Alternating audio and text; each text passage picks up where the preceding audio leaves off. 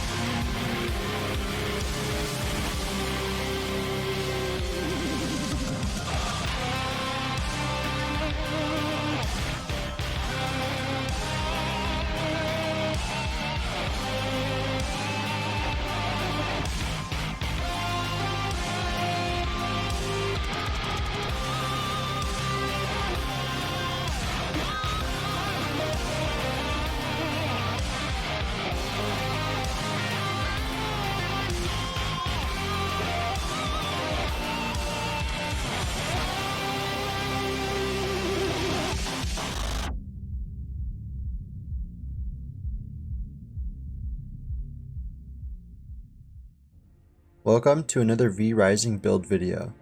My previous video on the Rogue Jester did pretty well, and I had a lot of fun making it, so I decided to brainstorm what other sort of roleplay builds I could come up with, and make them actually effective for PvP and PvE. This week's build is the Vampire Hunter. This build tries to mimic Tristan and Jade, the Vampire Hunter bosses, using their spells and abilities. It just so happens that the spells and abilities Tristan and Jade use are for the most part extremely strong right now. Of course I'm referring to the Greatsword and Pistol, but also Tristan's Cluster Bomb, which is effectively Void, and Jade's ability to Silence and Soulburn. I found myself having more fun with this build than any other build I played so far. The kit is just so versatile and can adapt to fight against whatever builds dominating the meta right now. It definitely favors a 1v1 or 2v2 environment. I did have more trouble using this build in larger scale fights, like trios or squads, but I'll talk about some ways to adapt the build a little bit later to be stronger in that environment. Starting off, we're going to use the Veil of Chaos. Periodically throughout the fights with Jade and Tristan, they will empower their weapons with a sort of burn effect and target you from ranged. This Veil will mimic that and ignite your next auto attacks. On top of this dash giving you more mobility than any other, it also combos really effectively with Rogue Blood, which we'll talk about in a minute. Next, we're going to be mimicking Tristan's Cluster Bomb with Void. This spell needs no introduction, I'm sure. It seems everyone is either running a build with Void or Ice Block these days. So this spell alone will keep us in the meta and keep up with some of the strongest builds right now. I'd recommend using the 3 Exploding Fragments and increased range spell gems for the Void, and either the Ground Ignite effect or Recharge Rate as a third. For the last spell in the Chaos Tree, and probably the most unique part of this build, we're using Chaos Barrage. This is the ultimate spell that you learned from defeating Jade the Vampire Hunter, so of course we have to add this to the build. I have to say, after using this in the open world as well as in the dojo, this ultimate actually deletes people. It's totally unexpected to pull this out in a fight, and it has this sort of similar knockback / stun effect that the spear and pistol Q have, so if you land the first hit, the follow-up shots are actually easier to land. The last core spell in this build will mimic Jade's Silence ability. The only ways to do this really are with Soulburn and Crossbow E. Despite Soulburn having a slight nerf recently, I think it's still an amazing spell with the right spell gems. You can easily combo this with Greatsword Q for free Soulburn, and the removes negative effects from self and cast affinity, allows you to fight toe to toe with those pesky Ice Block users, removing the chill debuff on yourself before they exit Ice Block and try to freeze you with that Nova. You can also use Soulburn to catch people out of stealth before they slash at you.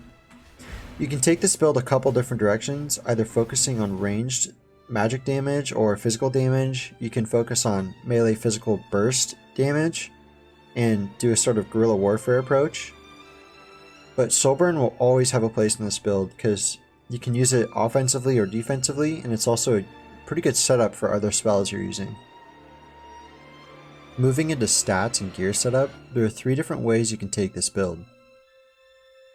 First, you can use Rogue Blood and stack crit chance and movement speed on your gear, making this build extremely bursty and hard to catch. I was making more use out of the pistol and crossbow in this build. Second, you can use Warrior Blood and stack physical resistance and health on your gear to be more of a durable bruiser. When I was playing with this setup, I made a lot more use out of the pistol and greatsword. Lastly, you can move into a more caster archetype with Scholar Blood and Spell Power. This setup will pump up your ignite damage and direct damage with Void and Chaos Barrage quite a bit. I'll have timestamps if you're interested in a certain playstyle, so you can skip directly to that.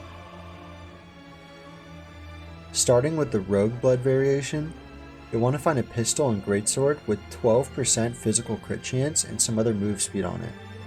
Physical crit damage is pretty good too, but the most important thing is to have a very high physical crit chance on it.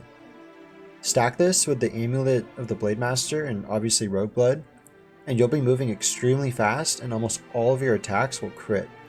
Keep in mind, since your Veil of Chaos technically has 2 dashes, both parts will give you the automatic critical attack buff from Rogue Blood. So Veil of Chaos once and hit your enemy with a primary attack, then do it again for 2 back-to-back crits.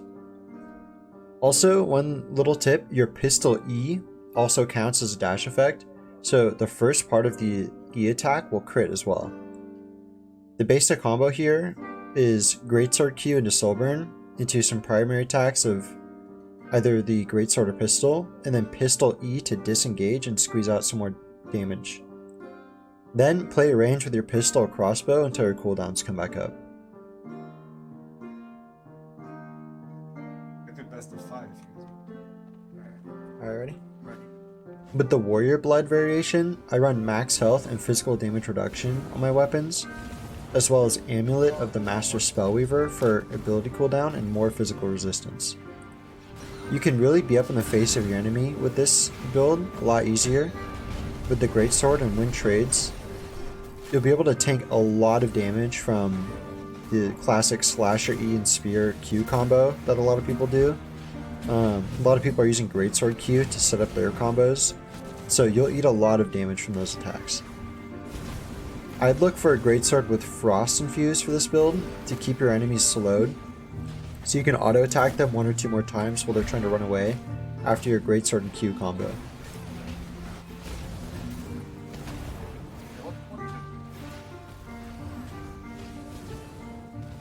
Lastly, the Scholar Blood variation. With this setup, you just want to run max spell power on everything. Spell power necklace, high spell power on your weapons.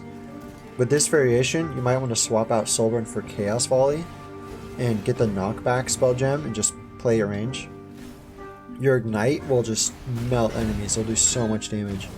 And any direct damage from your spells will just delete people.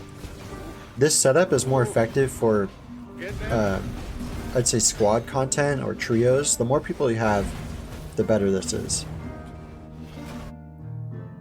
Finally, to complete the look of a Vampire Hunter, get your hands on some Vampire Hunter headgear from Tristan and a Vampire Hunter's drape from Golden Chest and Farbane Woods.